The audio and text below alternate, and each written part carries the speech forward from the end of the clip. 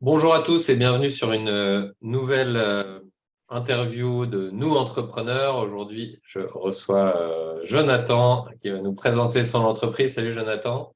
Salut Benjamin.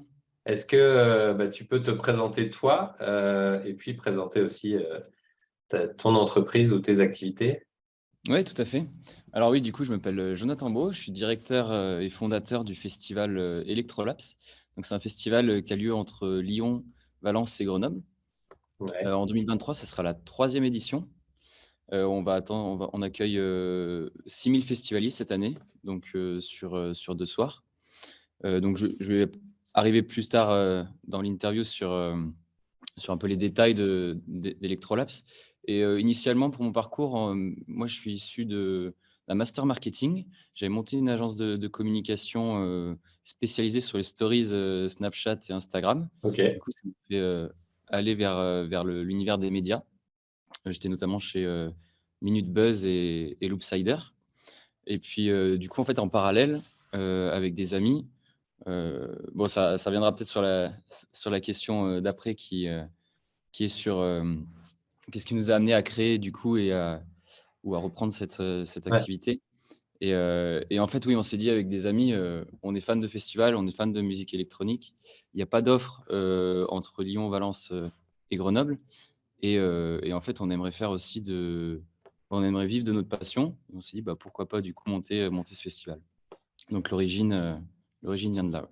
Ok, donc tu avais déjà monté une activité, tu disais, à travers la communication, et ça vient en plus, ça vient à la place, il y a un complément. Comment ça s'est passé justement, tu racontes un peu la genèse.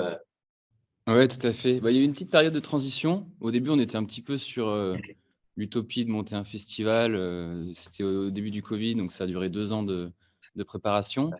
Et puis, la première édition a eu lieu en 2021. On avait nos jobs respectifs, donc on a dû poser des jours de congé durant l'été pour organiser le festival. Ouais. Et du coup, petit à petit, on a vu que ça prenait de l'ampleur et qu'il fallait qu'on y consacre plus de temps sur cette activité. Et du coup, ça nous a amené, voilà, au fil des années, à avoir plus de temps, pour nous et du coup à se consacrer à 100% sur cette activité.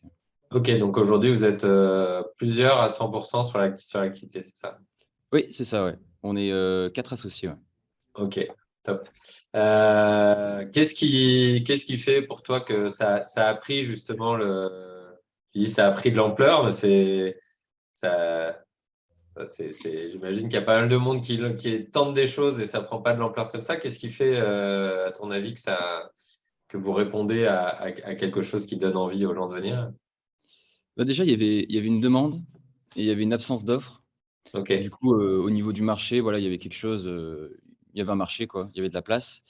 Et puis la 2e chose, c'est qu'on fait ça par passion et ça se voit dans la construction du festival et aussi par, les on est 4 associés et en fait, on est chacun issus, d'un domaine, particulier et ok, qui requiert l'organisation d'un festival. Donc par exemple, moi, comme je le disais, je suis issu plutôt du marketing et de la communication. J'ai un associé qui est DJ, un autre qui travaille dans la sécurité pour les événements.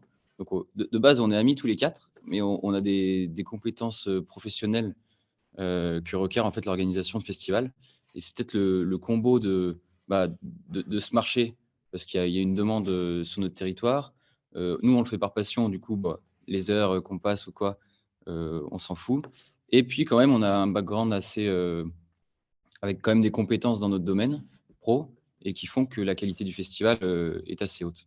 ok. Donc il y a une demande, vous avez répondu à cette demande et en plus la passion irrigue sûrement le projet, ça doit se ressentir. Tu dis il y a un manque, etc. Moi, mon impression comme ça, c'est qu'il y a plein de festivals, qu'il y en a même de plus en plus, qu'il y en a qui ont on a, ouais, même des festivals un peu historiques qui ont des difficultés à se réinventer, peut-être parce qu'ils font tous la même chose, je sais pas, ou de plus en plus. C'est quoi, vous, le créneau où quand tu dis il y a un manque, c'est pas juste de festival, j'imagine, c'est un peu plus précis. Est-ce que tu peux nous en dire plus? Oui, tout à fait. Bon, déjà, au moment où on s'est lancé, donc on était avant Covid. Nous, c'était en 2019. Du coup, on a fait la préparation 2019, 2020. 2020, on devait avoir lieu. Puis on a été reporté du coup à cause du Covid. Et 2021, on a eu lieu du coup en août, juste à la sortie du Covid. Et oui, à partir de ce moment-là, on sent qu'il y a beaucoup plus de propositions au niveau des festivals électro. On a plein qui sont en train de se créer. Et sinon, par rapport à 2019, nous, notre positionnement, notre façon de nous démarquer, ça aurait été en fait, de plonger les festivaliers dans une histoire Ouais. dès le début. Donc, on a raconté une histoire dès le début de notre communication en 2019. Et l'histoire se continue et elle est encore en route aujourd'hui. Et chaque édition du festival, en fait, c'est un moment de l'histoire. Ok. Et durant ce moment-là, on essaye du coup, de plonger le festivalier à travers des décors qui sont riches, des voix entre les artistes qui continuent de raconter l'histoire. Et du coup, voilà, c'est l'expérience immersive qu'on essaye de proposer. Et puis aussi, au niveau de la musique électronique, on n'a pas décidé de se focaliser sur un style particulier. Et on s'est dit, on va construire aussi un voyage au niveau de la programmation et, et de plonger le festivalier avec un style au début de la soirée qui soit évolutif jusqu'à la fin. Et en fait, c'est voilà, plutôt cette approche de voyage, de raconter une histoire et d'immerger le festivalier dedans. Ouais, génial. Ouais, du coup, c'est vraiment unique et vous avez une histoire que vous racontez comme ça. Génial. Ça me fait penser, j'ai eu en interview, on a eu Hugo Boudet de Evented qui travaille lui sur toute la partie plutôt back-office et qui considère sur les festivals justement l'importance d'accompagner le festivalier du début à la fin et pas juste les moyens de paiement, mais tout le parcours. Et puis, on a Romain Plantier qui est aussi dans la région qui propose des sons et lumières et qui travaille pas mal avec dans l'événementiel. Donc, c'est intéressant, on a un petit lien là-dessus. Est-ce que une question que j'aime bien, est-ce qu'il y a une idée fausse ou une idée reçue pour toi qui est véhiculée ou qui circule dans ton domaine et que tu aimerais adresser ici et peut-être démonter? Je ne sais pas. Oui, bah, nous, on est victime de plein de clichés liés à la musique électronique. Et c'est aussi ça qui nous stimule. Bon, les premiers clichés, ça va être lié à la drogue, peut-être l'organisation un petit peu à l'arrache en faisant référence au rave party, d'avoir de la musique boom boom. Clairement, bah, les 3 clichés que je viens de citer, c'est pas du tout ça, hein. Pour la musique, en fait, la musique électronique, ça veut dire que c'est une musique qui a été construite via un ordinateur. Et Ouais, aujourd'hui, quasiment la plupart des musiques sont construites par ordinateur. ouais, Et du coup, on a un impact local qui est assez fort avec Electrolapse. Et du coup, naturellement, il y a quand même des riverains qui n'étaient pas du tout le cœur de cible, qui sont venus au festival, mais bon, qui se sont dit: «Bon, Electrolapse, musique électro, ça sera pas du tout notre truc». Et puis en fait, après le festival, bah, ils ont passé l'une des meilleures soirées de leur vie et ils étaient choqués. Et juste parce qu'ils avaient ces clichés au début sur la musique électro, et si ils habitent ils seraient pas habitants du village, ils se seraient pas déplacés pour venir à un festival à côté. Et au final, on va dire, ça a converti cette population, enfin certains membres de cette population, à d'autres festivals de musique électro maintenant. ok, donc c'est une approche assez ouverte plutôt que élitiste. En tout cas, il y a une volonté d'être ouvert, y compris au voisinage qui vient pas pour voir tel artiste mais qui vient découvrir plutôt à partir du moment où ils sont ouverts sur la nouveauté, quoi. Ouais, tout à fait, ouais. On Génial. essaye de défendre l'accessibilité en fait de la musique électronique, ouais. Ok. Tu parles de chapitres là en fonction des différentes éditions. Qu'est-ce que vous essayez de construire quelque part? C'est quoi votre vision avec Electrolapse pour les prochaines années?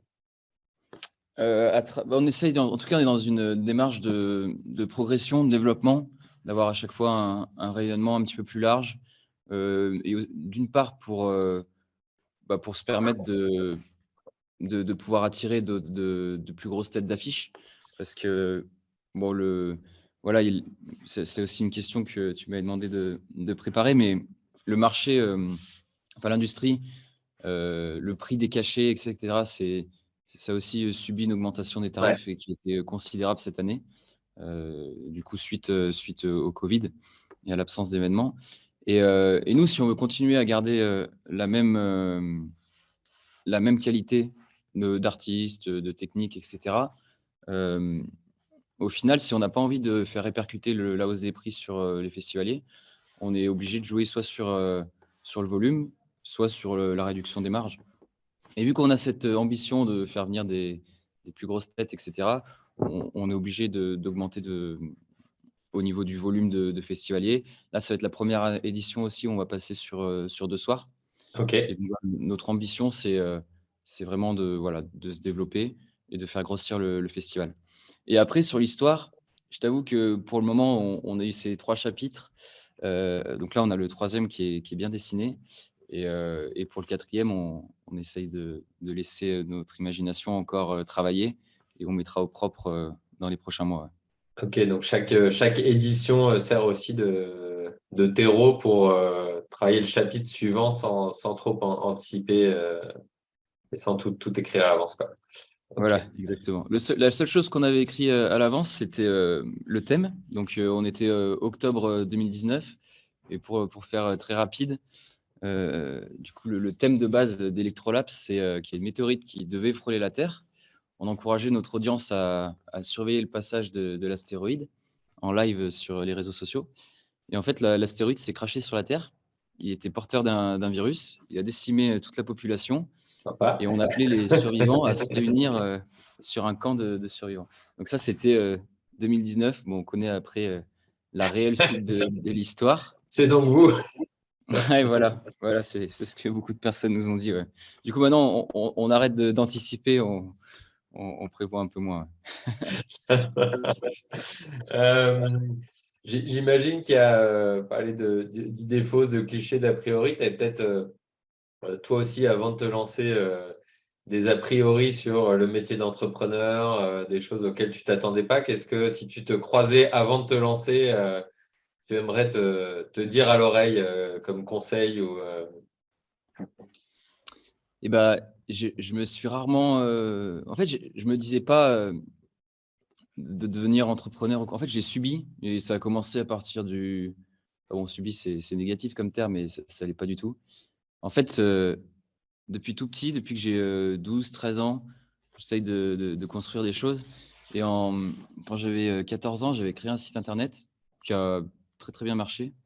C'était un site internet, communautaire autour de Snapchat et donc voilà, il a été référencé avant que Snapchat arrive en France. Du coup, il a explosé et en fait, de fil en aiguille, bah, il y a des annonceurs qui sont venus. Moi, j'ai dû négocier avec eux. Au début, je faisais gagner des coques personnalisées aux utilisateurs et puis, en fait, de fil en aiguille, ben, on se dit: «Bah, pourquoi on ferait pas ça? Pourquoi on ferait pas ça?» et cetera et du coup, moi, je me suis retrouvé à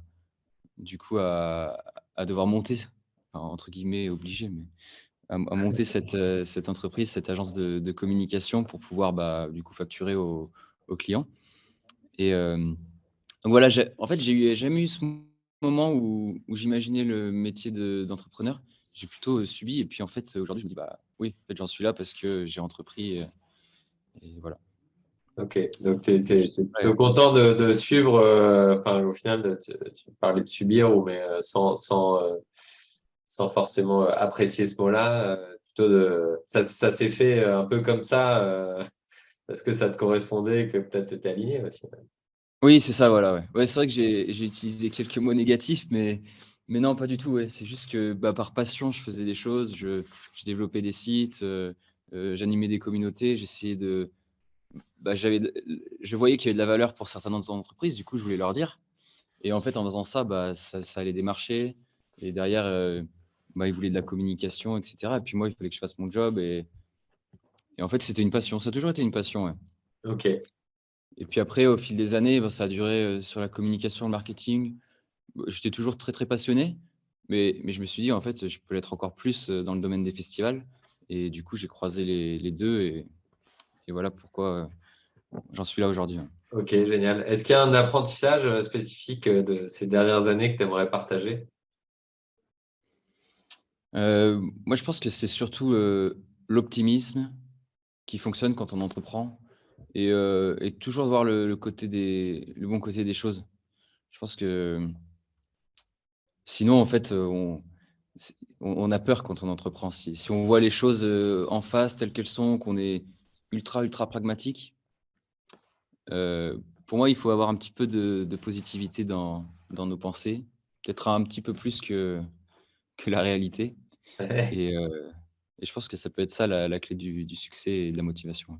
Positivisme et optimisme, ouais, c'est souvent des qualités importantes pour entreprendre. Ouais. Est-ce que tu as, on en arrive déjà à la fin, ça va assez vite, assez vite.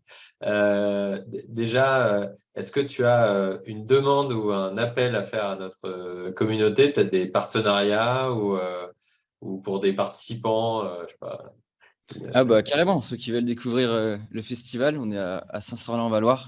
Du coup, on est à 50 minutes au sud de Lyon, 50 minutes au nord de Valence Ouais, et à 1 heure de Grenoble.